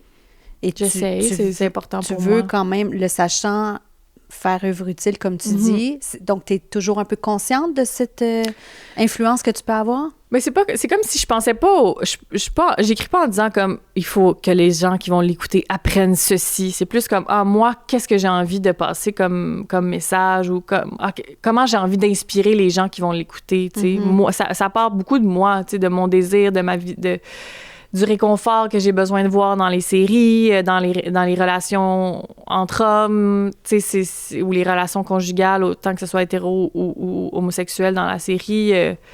C'est comme un peu mes petits fantasmes de messages ou de réactions ou d'évolution puis des émotions. Fait que c'est jamais comme... Je pense que ça part d'un endroit égoïste, mais dans le bon sens. Oui. Puis comment tu t'inspires? Tu vas chercher comment tes thématiques? Comment tu pars un projet? Tu sais, là, tu as parlé dans la pandémie, c'était l'idée de mettre... montrer des hommes avec un autre genre de modèle. Ouais. Mais sinon, tu t'inspires comment? Ça part encore une fois juste beaucoup de moi. Okay. Je sais pas si ça va... Tu sais, je me dis, c'est fou. Tu sais, moi, je suis une femme de ma génération. J'ai écrit quand j'étais adolescente sur mon expérience adolescente. Dans ma vingtaine, j'ai écrit sur mon... Comme... L'inspiration me suit, tu sais, comme... Je me rappelle que dans ma vingtaine, j'avais peur. Je me disais, quand je vais vieillir, quand je vais avoir 30 ans puis 40 ans, j'aurais plus rien à dire. T'as d'autres choses à dire. J'ai d'autres choses à dire. Je me sens encore plus inspirée. J'ai encore plus de choses à revendiquer. J'ai encore plus de choses à explorer. Plus je vieillis. Puis ça, c'est vraiment comme un apprentissage que je chéris, là, qui m'excite beaucoup, là. Tu sais, même que je me dis, quand je vais avoir 40 ans, je vais vouloir parler de ça. Tu penses déjà à ça? Ben oui, vraiment. Fait que c'est sûr que ça part de moi, puis c'est sûr que ça sonne très égoïste à chaque fois, mais je pense que ce qui est important... En fait, c'est ça. J'essaie de dire moins je pense dans la vie. Je sais pas si tu as remarqué, mais... Parce que je dis tout le temps je pense que, mais dans le fond, je le sais. C'est comme un petit... Faut que tu t'assumes. Oui, c'est ça. En fait, je sais que ma priorité, c'est d'écrire sur quelque chose d'authentique. Fait que la clé, c'est un petit peu de partir de qu'est-ce que je ressens de manière authentique, puis de l'explorer, puis après ça, de l'extrapoler dans un autre univers que je connais moins ou que... Mais ça part toujours d'une question, d'un feeling, d'un sentiment, d'une valeur que j'ai, de quelque chose qui m'intéresse. Puis moi, je me suis fait dire une fois dans ma vie, écris sur ce que tu connais, puis ça m'a toujours servi. Puis moi, on m'avait déjà dit aussi que tu peux pas être plus original qu'en étant toi. Tu sais, des fois, même quand tu joues, tu essaies de reproduire. Mettons, je sais pas moi, tu veux faire un junkie comme tu as déjà vu un junkie dans un film. Ouais. Mais tu vas recopier qu'est-ce que... Fait que ça sera pas original. Ouais. Mais si tu pars de toi, ça peut juste être singulier, dans le fond. Moi, je me rappelle, pour Belle Fleur, il fallait que je vomisse beaucoup dans la saison 2. Puis avec ma coach, c'est Karine Gontier-Heinemann qui me coach, la comédienne. Puis on dirait qu'on a le réflexe de comme reproduire les vomis qu'on voit à la télé. Oui. Puis là, on se demandait comment je vomissais. Oui. Puis là, on essayait d'explorer comme... Puis moi, j'haïs ça, vomir dans la vie. C'est comme vraiment un trigger pour moi, là, comme... Fait que je vomis pas souvent. Puis là, j'étais comme, merde, comment... Puis là, j'ai eu la gastro à Noël, fait que j'aurais aimé ça l'avoir avant. Mais bref, c'était comme un exemple concret de comme, je sais comment les gens vomissent à la télévision. Ça, on copie. Mais comment on meurt aussi. Oui, tu sais, les acteurs qui meurent, ils copient. Ouais, ou comment on fait l'amour. Comment on se masturbe, comment on jouit, comment tout ça. C'est... Vraiment, mais c'est intéressant de le faire dans ce spectre-là. Tellement. Fait que là, je l'ai exploré avec le vomi. Tu joues beaucoup dans tes projets. Ça, c'est arrivé comment, ça? C'est avec Fourchette, là, au départ? Oui, c'était avec Fourchette. Parce que c'était ton histoire, ça allait de soi que c'est toi qui allais la jouer? Comment c'est Non, venu? en fait, c'était pas prévu comme ça. Quand Fourchette, c'est basé sur mon blog que j'ai entretenu pendant plusieurs années. Je l'ai adapté en série à tout.tv, puis on cherchait Sarah, le personnage principal. Puis c'est Catherine Terrien qui a réalisé les 3 saisons. Puis... elle me proposait, on était en processus de casting, puis elle me proposait, un processus qui a duré 5 minutes, là. Elle me proposait des candidates, puis j'étais vraiment de mauvaise foi, puis j'étais comme non. Puis à un moment donné, elle s'est juste retournée, puis elle a dit, tu veux-tu le faire? J'ai dit oui. J'étais comme, parfait, c'est réglé. Puis comme là, on l'a proposé à tout.tv. Okay. Ils m'ont dit qu'il fallait que je fasse un essai. J'avais jamais joué de ma vie, fait qu'évidemment qu'ils voulaient comme s'assurer que je n'étais pas dégueu. Fait qu'on a fait un teaser, on a tourné un genre de test caméra avec Guillaume Lorrain, puis finalement, ça a bien été, puis j'ai fait mes preuves. Mais c'était comme un peu... On dirait que je voulais pas me l'avouer que je voulais faire ça, parce que c'est super vertigineux, puis j'avais aucune formation, aucune expérience, puis encore une fois, autant que je me respecte le métier de réalisatrice, je respecte tellement le métier d'actrice. Ouais. J'ai tellement de respect pour cet art, ce sport, ce talent, que je voulais pas avoir la prétention de dire comme moi aussi je suis capable de le faire. Donc c'est pour ça que je pense qu'à la base je l'ai pas proposé, mais t'aimes jouer? J'adore ça. Oui? J'adore ça. Mais plus dans tes projets que dans les projets des autres. Non? Ben là, je sors d'une expérience assez merveilleuse et étrange. J'ai passé l'automne en Ontario, puis c'est la première fois que je jouais dans une série. J'ai un rôle principal que j'avais aucun rapport, là. C'est une production anglophone. J'ai rien à voir avec ce projet-là. Puis j'ai probablement passé les 2 plus beaux mois de ma vie à date, là. Fait que j'ai tellement eu de plaisir. Puis c'est comme si, vu que j'étais du côté anglophone, j'avais pas le syndrome de l'imposteur, là, la petite voix poche qui me dit comme, ben t'es pas comédienne, il y en a plein d'autres qui pourraient le faire à ta place. C'est full vrai. Il y en a plein d'autres qui seraient bonnes aussi, meilleures. En Ontario, on dirait que personne me connaissait comme l'autrice, tu sais. Tout le monde pensait que j'étais la comédienne qui arrivait à jouer ce rôle-là. Fait que ça m'a vraiment libérée. Puis j'ai vraiment joué. Oh! Ouais. Puis t'as eu du plaisir. Tellement. Puis dans Belle Fleur, est-ce que tu l'avais écrit, ce personnage-là, et sachant que t'allais jouer, ou non, ça aussi, ça c'est... Moi, je vois beaucoup de monde sur les réseaux sociaux dire que je joue tout le temps la fille qui veut pas d'enfant, mais j'étais pas supposée jouer ce rôle-là à base. J'étais supposée jouer le rôle de Sarah-Jeanne Labrosse, qui est la médecin. Quand tu dis supposée, c'est en l'écrivant? En l'écrivant, moi, je m'étais écrit ce rôle-là. OK. Je voulais jouer quelque chose de différent. Je voulais jouer une médecin enceinte. Tu sais, comme je voulais comme vraiment jouer autre chose. Puis quand on a commencé le processus de casting, on voulait absolument que mon amie Sarah joue dans notre série. Puis elle était enceinte. Ah, ben ouais. Puis notre personnage, Claudie, que je m'étais écrit, était enceinte. Donc, on a fait comme, ben là, c'est tellement hot, là, tu sais, puis de donner la chance à Sarah de jouer enceinte, c'était super, super cool. Fait que ça a pris 2 secondes, j'ai dit comme, non, on joue Claudie, je vais faire d'autres choses. Ben oui, puis après ça, on a comme continué le processus de casting, puis il y avait Raphaël, le rôle que je joue dans Belle Fleur, qu'au début, je voulais pas jouer, parce que j'étais comme, ben c'est trop moi. Ouais. C'est comme ça. C'est toi. Oui, c'est ça. Puis, mais finalement, le personnage a vraiment pris une tournure qui me ressemble de moins en moins. Elle fait des choses que je ferais jamais, elle prend des choix que je prendrais jamais. Mais peut-être maintenant parce que tu sais que c'est toi qui la joues, fait que tu l'écris différemment. Oui, absolument. Fait que ça, c'est arrivé comme ça, puis je suis tellement... Sarah-Jeanne joue une Claudie merveilleuse, puis elle aurait... je remercie le hasard de la vie d'avoir fait ça. Parce que si elle n'était pas enceinte, tu l'aurais mis dans quel rôle? J'aurais voulu... je sais pas. On dirait que ça s'est pas rendu là. Non, OK. J'avais envie de collaborer avec elle comme comédienne. J'avais envie qu'elle joue dans un de mes trucs. Puis la conversation a commencé comme ça, en fait. Mais d'ailleurs, tu écris quand même, il y a beaucoup de tes amis qui jouent dans tes séries. Ouais. Ça, est-ce que l'écriture, quand tu y penses, c'est dans l'objectif de mettre tes amis à l'écran ou Pas travailler avec tes chums? Ou... J'ai jamais d'agenda caché. Oh, non, c'est pas vrai. Je mens. Je me rappelle que dans l'académie, moi, je voulais tellement que Juliette Gosselin joue dans l'académie parce que pour moi, c'est tes meilleures amies. Oui, mais c'est surtout une très bonne comédienne. Oui. Je l'admire tellement. Je trouve qu'elle se réinvente à chaque fois. Je trouve qu'elle se transforme. Puis moi, je voulais vraiment... Donc, j'ai appelé le personnage Marie Gosselin. Mais on l'a fait auditionner quand même. T'sais, on passe par le processus quand même, mais c'était la meilleure. Puis elle s'appelait Marie Gosselin. Fait que je voulais vraiment que ce soit elle. Fait que des fois, oui, je place un petit peu des pions, puis je m'enligne, mais je pense pas que ça me servirait de m'accrocher à des idées préconçues. Ou, tu le sais encore plus que moi qu'en salle d'audition, on a des surprises pour le meilleur et pour le pire. Là, donc, ça serait pas dans mon privé. Tu sais, sur Belle-Fleur, t'aurais pu, comme t'es avec ton chum, vous faites la série, dire « Ah, ça va être ci, ça, non, c'est tous nos amis », puis sans processus d'audition, puis ça aurait été correct aussi. Hein. Mais surtout des acteurs super bons. Fait que... Exact. Ce que tu dis, c'est important. Moi, je pense que quand on caste des rôles qui requiert des comédiens d'expérience et qu'on connaît le jeu de ces comédiens-là, on connaît leur rigueur au travail, on connaît leur personnalité. Des fois, je trouve que de les auditionner, c'est un petit peu d'abuser de leur temps, notre temps, nos ressources financières.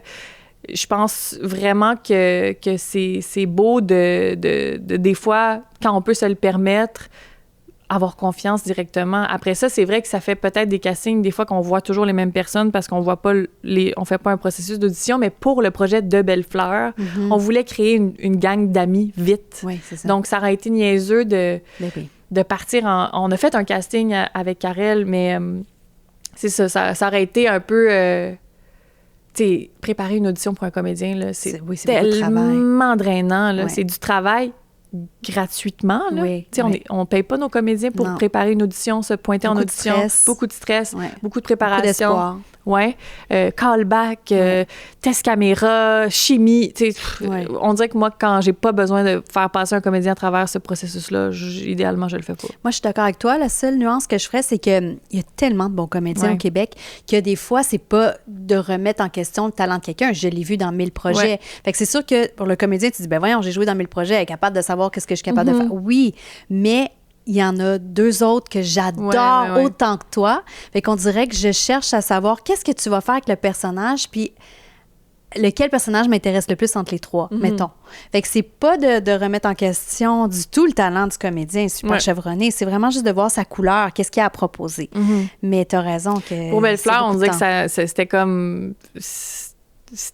C'était ça ma réflexion. Je pense que ma réflexion évolue selon le projet. Ben, Guillaume Lorrain, est-ce que, comme tu avais joué avec dans Fourchette, tu l'avais déjà en tête quand tu écrivais?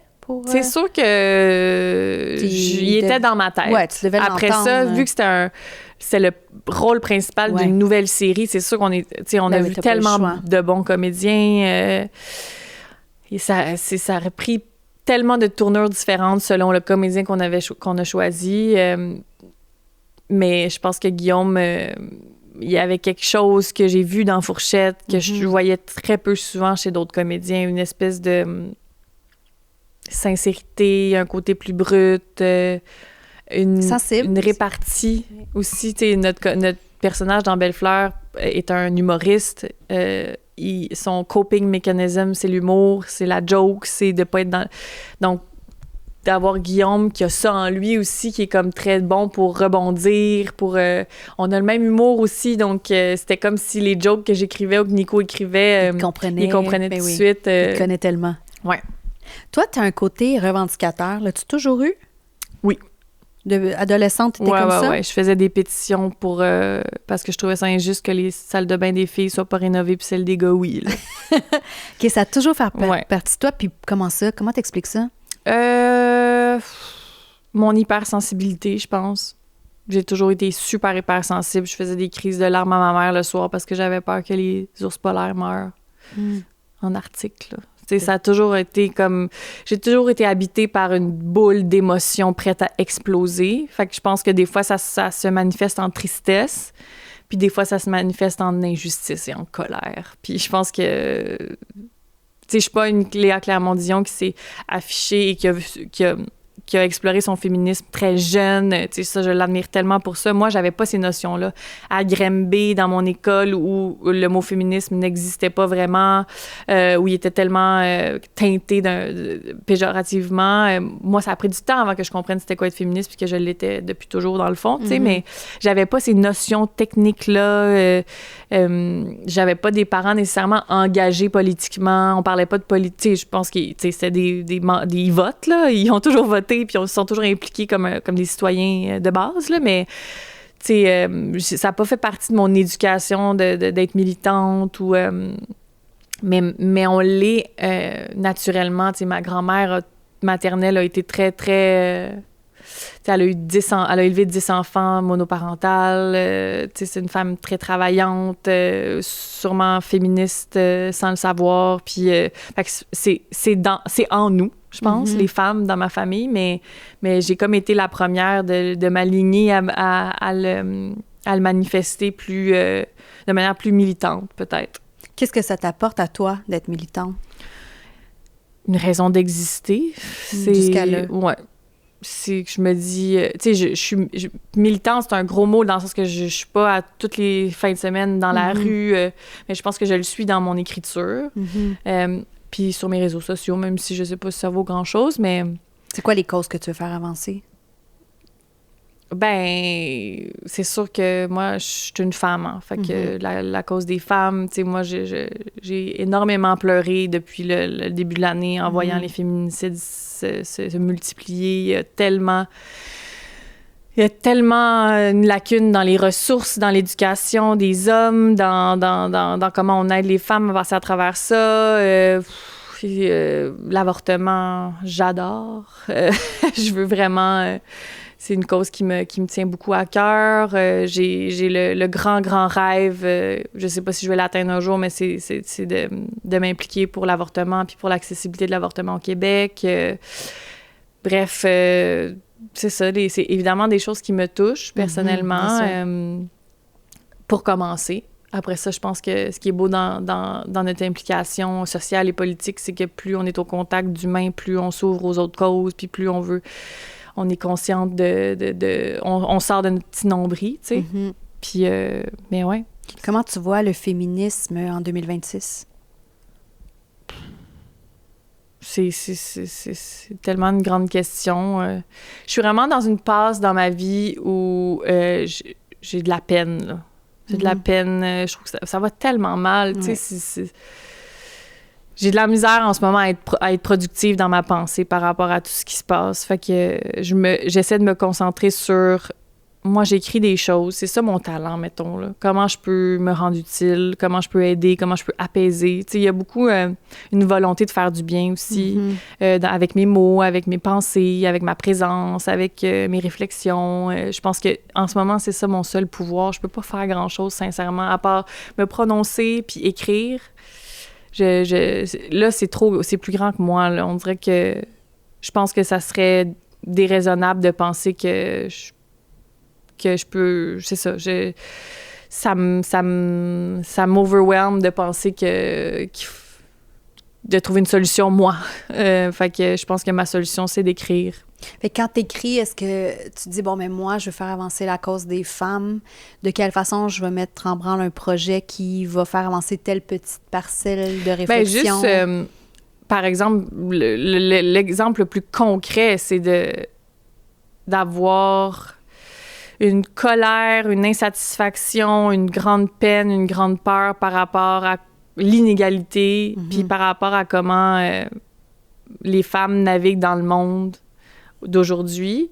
Puis je me suis dit, donc je vais essayer de parler aux hommes. Oui.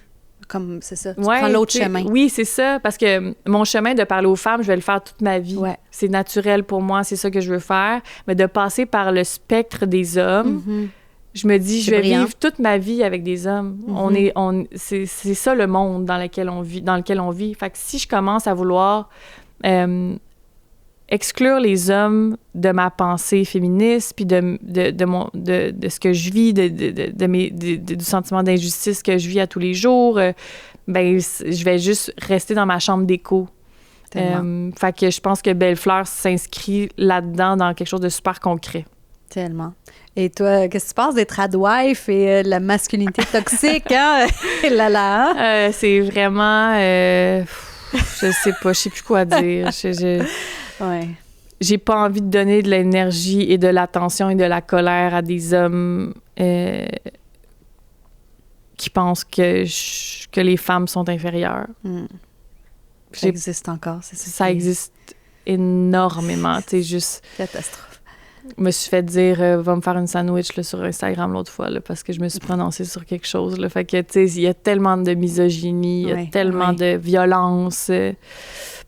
Mais c'est pas à eux que je m'adresse. Là. Je vais pas les changer. C'est ça que j'ai appris aussi, c'est que je peux pas m'ostiner avec eux autres. Je peux pas essayer de leur faire voir quelque chose. Mais tu veux leur montrer un autre modèle en faisant tes œuvres. Oui, puis aussi, je peux pas leur rentrer dans la gorge, mon modèle. Là. Il faut qu'ils se connectent à Crave puis qu'ils payent sur le piton. Oui, c'est vrai. Fait que moi, c'est ça. Je me donne pas la responsabilité de les changer un par un. Là.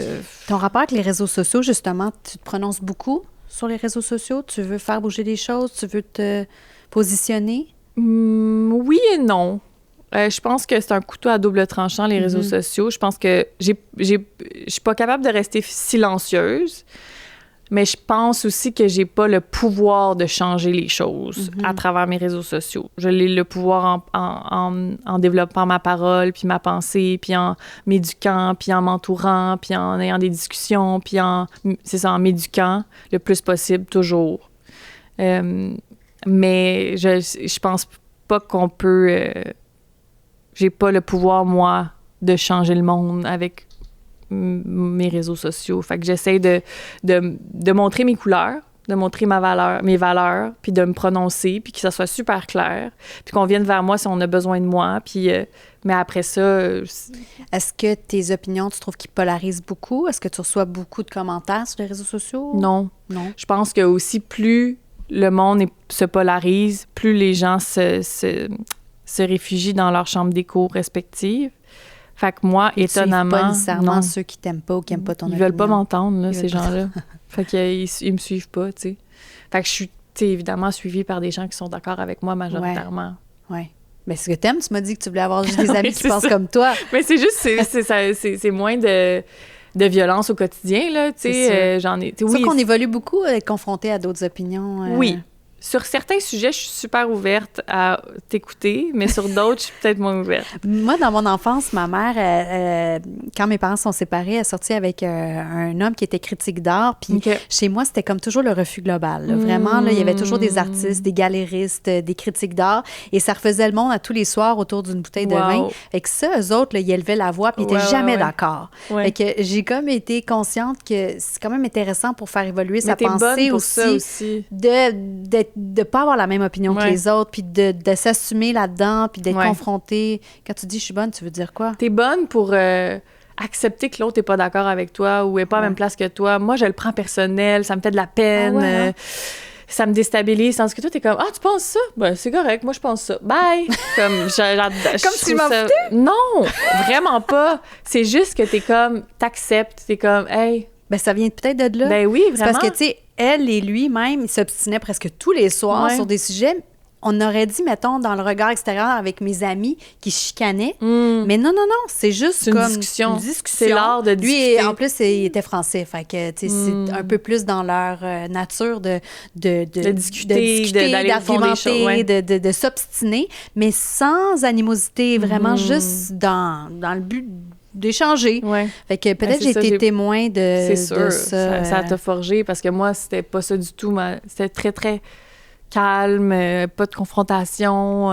Tu sais, moi, mes parents se sont séparés, je les ai jamais entendus chicaner. Tu sais, comme il y a pas, le ton monte pas. Non, c'est ça. Fait que pour moi, ça me déstabilise facilement, là. Mais en même temps, d'avoir des idées qui peuvent polariser ou de prendre position, mettons, officiellement en société, sur des réseaux sociaux, quand on prend parole, c'est sûr que ça amène quand même certaines opinions divergentes. C'est sûr que tu vas recevoir, même si c'est pas sur ta plateforme, tu dois bien l'avoir expérimenté dans tes dernières années. Oui, mais quand j'ai confiance en ma position, tu sais, quand je l'ai travaillé, quand je l'ai réfléchi, tu sais, toutes les thématiques dans Fourchette, dans Belle-Fleur, je les assume, je les connais, je me sens solide à travers ces thématiques-là. Donc, si on me critique, ça ne m'atteint pas parce que je me dis, ça crée une réaction. C'est parfait.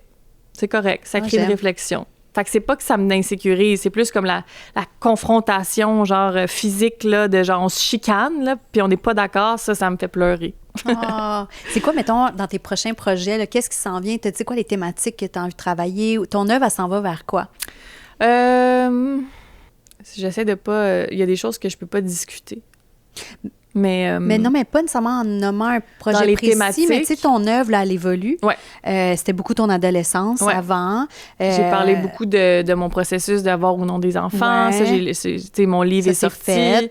Maintenant, je pense que c'est plus... tu sais, moi, ma vie de femme qui aura pas d'enfants, c'est quoi? C'est quoi les thématiques qui se présentent à moi? C'est quoi les défis qui se présentent à moi? Je pense que l'amitié va toujours faire partie de mes grandes inspirations. J'écris un roman en ce moment sur la puissance de l'amitié et la complexité de l'amitié féminine. Wow. Ça m'inspire beaucoup parce que c'est un travail de tous les jours. On dit souvent à l'adolescence, les amitiés, c'est difficile. Non, c'est jardiner jusqu'à sa mort, là, l'amitié. Ouais. Je trouve ça super intéressant. Puis je trouve qu'il n'y a pas beaucoup... j'ai pas lu beaucoup dans la culture populaire des œuvres qui m'ont marqué sur l'amitié féminine complexe, avec toutes ses nuances, toutes ses difficultés, tous ces liens très, très, très forts et serrés avec la romance et l'amour romantique. Je trouve que l'amitié féminine frôle beaucoup plus avec l'intimité qu'on pense. Ça m'intéresse beaucoup. C'est plus sous forme de roman. En ce moment, ça prend la forme d'un roman, mais c'est sûr que c'est long. C'est pour ça que j'aime la télé, c'est que ça va vite. T'as une idée, l'année d'après, elle est sur la plateforme. Tandis que, quand ça va très bien, là, puis quand on est chanceux, mais un roman, c'est long, puis j'ai envie C'est long parce que tu prends du temps à l'écrire? Parce que si t'es efficace à écrire un scénario, t'es capable d'écrire un roman rapidement? Oui, mais c'est que c'est dur de l'intégrer comme une priorité parce que scénariser, c'est comme une job à temps plein. Tu sais, tu t'écris une version, t'es payé. T'écris une deuxième version, t'es payé. C'est comme un salaire. T'as des deadlines. Tandis qu'un roman, c'est comme... Vas-y. En dilettante. Ouais. Fait comment tu l'intègres à ton horaire, ça? Ben là, tu vois, pendant... souvent, quand je tourne comme comédienne... Ouais. J'ai comme de l'espace mental pour écrire mon roman. Tandis que quand je scénarise, j'ai pas d'espace mental pour écrire mon roman. C'est trop d'écriture. C'est trop de sortes d'écriture. Ouais. Fait que pendant que j'étais en Ontario sur la série qui s'appelle I Kill the Bear, j'ai beaucoup écrit mon roman parce que je revenais de tourner le soir, puis le lendemain, je tournais. Fait que puis j'étais à Sudbury, fait que j'avais rien à faire. Fait que j'écrivais mon roman dans ma loge, dans mon trailer. Quand j'attendais entre des scènes, je sortais mon ordinateur, j'écrivais. C'est comme si j'avais comme beaucoup d'espace pour écrire parce que j'écrivais plus du tout au quotidien, parce que je tournais tellement. C'est vraiment juste ça que j'ai fait pendant 1 mois et demi, 2 mois. Fait que c'est comme si ma tête avait cet espace-là. Puis là, j'ai clenché mon roman, mais tu sais, je l'ai pas fini. C'est vraiment comme un... Puis là, j'ai comme un gros stretch de scénarisation jusqu'à cet été. Je vais pas pouvoir vraiment y toucher avant cet été. Donc, c'est comme ça vient par vague. Ah ouais, c'est ça. T'es tellement efficace, prolifique, ça s'arrête jamais ton affaire. Mais j'aime ça, puis c'est la seule chose que je fais. C'est ton moteur. J'ai pas de hobby. T'as pas de hobby? Je fais juste ça. C'est mes sain, amis. Ça? Mais j'ai vraiment un mode de vie sain, par exemple. Oui. Comme je disais tantôt, j'ai beaucoup de temps. Oui. Fait que oui, j'écris beaucoup, mais je vois mes amis, je vois mon chum, je vois mes parents, je vois ma sœur. Je fais du pilates, tu sais, comme je dors 10 heures par nuit. Tu sais, ça va, tu sais, tout est sain, là. Tu te vois où dans 10 ans? Je me vois écrire plus de romans. Ah? Ouais. C'est plus ça qui t'intéresse? Ben, c'est juste que je pense que... En fait, moi, je suis passionnée de télévision, là. Fait que je vais toujours vouloir scénariser de la télévision. J'adore la télé. J'ai grandi sur toutes les œuvres qui m'ont marqué. C'est majoritairement de la télévision. Je suis vraiment... Tu sais, j'aime le cinéma, mais je suis une téléphile, là, vraiment. Fait que c'est sûr que je vais continuer de faire de la télé. Mais je pense que je vais écrire plus de romans. Puis j'ai aussi envie de prendre plus de temps pour m'impliquer socialement. J'ai envie de m'impliquer dans ma région pour les femmes. J'ai envie de m'impliquer pour la cause de l'avortement, la cause de la violence conjugale. J'ai envie de faire... c'est ça, de m'impliquer. Je sais pas comment. Oui, évidemment, du bénévolat, mais j'ai le goût de faire des choses plus concrètes aussi, tu sais... Mon père est médecin, j'ai envie peut-être de reprendre le flambeau puis de créer une clinique d'avortement. Wow, OK. Des affaires de même. C'est drôle que tu parles d'avortement parce que je nous ai déjà comparé... Parce que je me suis fait avorter hier. C'est pas vrai. Je nous ai déjà comparé, je sais pas si tu te souviens, sur la façon d'être féministe, dans le fond, parce que j'avais vu la série de Chantal Daigle. Ouais.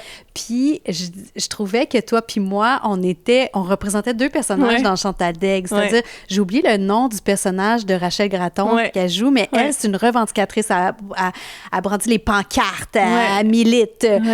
Puis c'était plus toi, ça. Tu sais, qui est vocal, qui a besoin de Tassez-vous de là. Oui, tassez-vous de là. Il faut que les choses bougent. Puis là, je t'entends parler, tu veux créer une clinique, c'est un peu la même affaire. Alors que Chantal Daigle, elle a fait évoluer la cause en étant juste elle, en étant juste dans son désir elle veut pas ce bébé-là, de justice, puis elle a fait sa petite affaire, puis ça fait avancer toute une génération de femmes. Et moi, j'ai l'impression d'être plus elle, c'est-à-dire, je veux pas avoir la prétention de faire avancer les choses, mais ce que je veux dire, c'est que, mettons, comme femme réalisatrice, il y a plusieurs années, j'avais juste le désir de faire de la réalisation, fait que je faisais juste pousser dans ce sens-là. J'avais pas d'agenda féministe, mais juste ton action puis ton désir est devenu quelque chose de... Oui, vraiment. Je nous avais comparé aux deux personnages. C'est drôle. Puis là, tu vois, t'es tellement ce personnage-là. Mon Dieu! C'est drôle. Mon Dieu, elle est vraiment plus petite qu'Audrey. Ah oui? Audrey Mais j'en ai deux, puis l'autre est gourmande. Elle a vu de l'intimidation. Ah non? Ouais, l'autre, elle la laisse pas manger. Faut que je sépare les bols et tout. Oh, petite ouais, toi aussi, t'aimes les chats. Oui, j'aime tous les animaux. Oui? Ah. Fait que toi, t'as pas... Dans ta bucket list, t'as quoi, sinon? Pas les voyages, certainement pas. Non, mais j'aurais dit jouer au golf. C'est vrai? C'est comme mon nouveau hobby. Jouer avec mon chum, c'est mon nouveau hobby. Okay. Puis ça me fait du bien parce que c'est zen. Oui, tellement. Tu marches, t'es dehors. Oui. Tu vis ta vie. T'es-tu bonne? Non. OK. Fait que... mais redéfinir, c'est quoi aussi... être en couple longtemps, moi, j'ai jamais vécu ça. Oui. Fait que dans ma bucket list, c'est de naviguer ça, de faire comme... d'explorer c'est quoi être à deux différemment. Se réinventer. Ouais. Se trouver des projets communs. Tu sais, moi puis mon chum, on n'aura pas d'enfants ensemble. C'est quoi? On n'est pas des fans de voyage. Ça va être quoi nos projets? Tu sais, lui non plus? Non. Donc, c'est pas un deuil pour lui? Non, pas du tout. Fait que, tu sais, c'est ça, c'est de se demander, on va être qui à deux? Tu sais, je pense qu'individuellement, moi, je sais exactement où je veux aller, c'est quoi ma bucket list, qu'est-ce que je veux faire. Au niveau travail, oui. Mais toi, là, Sarah Maud, à l'extérieur du travail? J'ai envie d'être présente pour les enfants de mes amis. OK. J'ai envie d'être une bonne marraine, une bonne tante. C'est beau. Ouais. Même si c'est pas nécessairement un rôle facile pour moi. C'est pas... Tu sais, j'aime les enfants dans le sens que je suis pas genre, j'ai pas d'enfants, donc j'haïs les enfants. C'est pas ça du tout.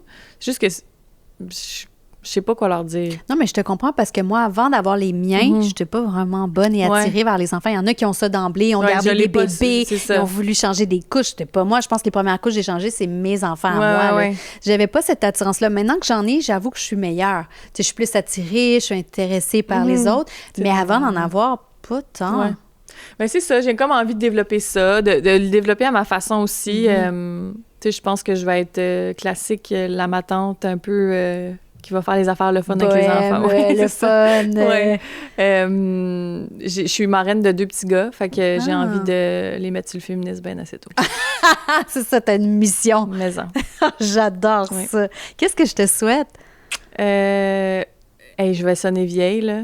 De la santé. C'est ma nouvelle affaire. Genre, je suis comme, les gens peuvent être malades. Mais si tu le réalises, c'est-tu parce que tu as eu des soucis de santé? Non, je pense juste que j'ai pogné mon 35, puis j'ai fait comme, je vois mes parents, je vois ma sœur. C'est comme, j'aime tellement, je me trouve tellement chanceuse d'avoir les gens que j'ai dans ma vie. Ils sont encore là. Puis nos relations sont belles. On les a travaillées. On est à une belle place, autant avec ma famille que mes amis. Je suis comme...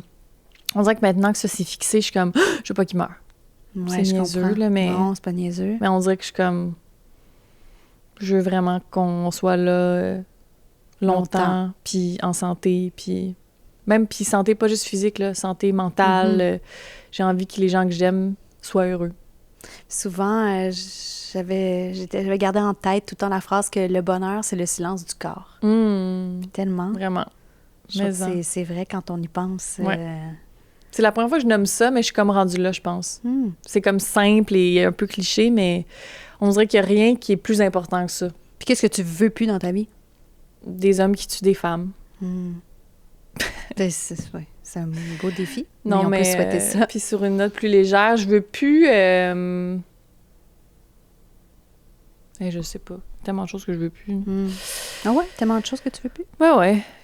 C'est niaiseux, mais je veux plus... C'est une grosse question. Qu'est-ce que je veux plus? Je vais vous revenir. Toi, qu'est-ce que tu veux plus? Moi, ce que je veux plus? Je sais pas non plus. Je t'avoue que je t'ai posé une question qui demande réflexion. Là. Ouais.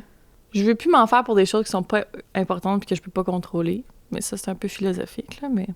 Moi, j'ai quelque chose, j'ai changé puis que je veux continuer. C'est-à-dire que je veux plus travailler avec des gens toxiques. Je veux que ça soit positif, je veux avoir du plaisir. Je trouve qu'on fait des métiers très stressants. Donc, il y a le désir d'être dans le bonheur, l'harmonie, travailler main dans la main. Je vois pas l'intérêt que ça soit conflictuel pour rien. On dirait que j'ai moins envie de conflit. Ouais. J'étais plus baveuse avant, plus conflictuelle, plus jeune, on dirait, pour avancer ou je sais pas trop, faire ma place. Je suis plus comme ça, là.